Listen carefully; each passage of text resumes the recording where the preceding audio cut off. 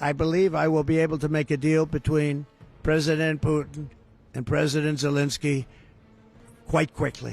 जनवरी 2024 में ट्रंप को अमेरिका का राष्ट्रपति बनना है, लेकिन उससे पहले ही यूक्रेन के राष्ट्रपति वोलोदिमीर जेलेंस्की की सांसें अटकी हुई हैं।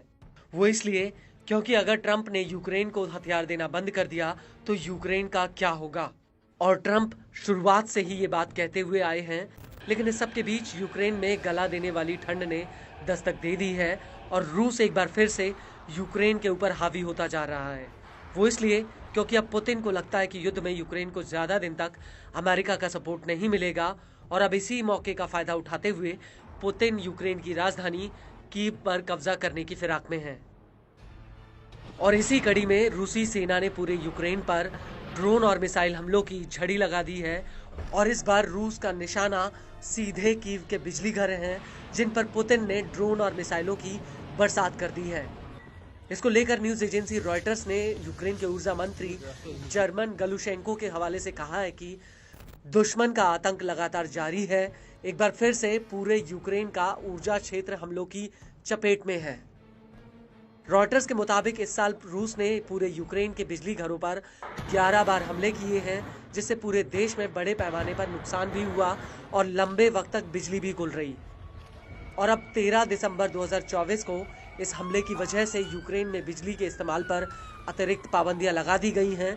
यूक्रेन की बिजली कंपनी यूक्रेनगो ने इस बात की जानकारी दी है। रॉयटर्स का कहना है कि पूरे यूक्रेन में हवाई हमलों की चेतावनी दी गई।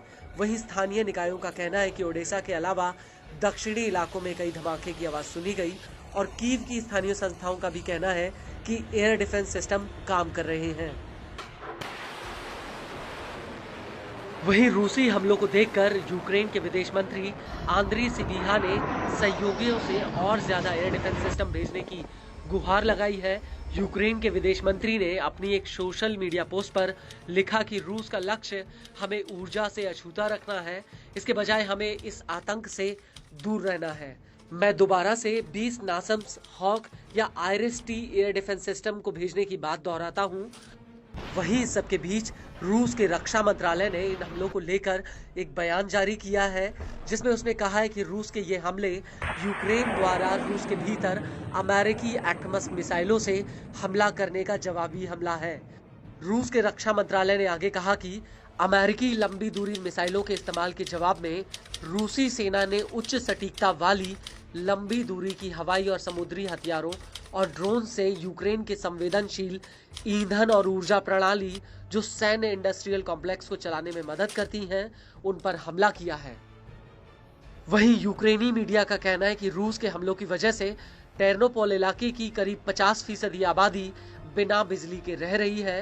रूस के हमलों को लेकर द की पोस्ट का कहना है कि रूस ने यूक्रेन पर हमले में शहीद ड्रोन इस्तेमाल किए हैं। इसके अलावा पुतिन की सेना ने MiG-31K जेट से यूक्रेन पर किंजल मिसाइलें भी दागी हैं। यह मिसाइलें पश्चिमी यूक्रेन में आकर गिरी हैं। इसके अलावा क्रीमिया से भी रूस ने बैलिस्टिक मिसाइलें फायर की हैं। आपको बता दें कि रूस ने ऐसा ही हमला 28 नवंबर 2024 को भी किया था।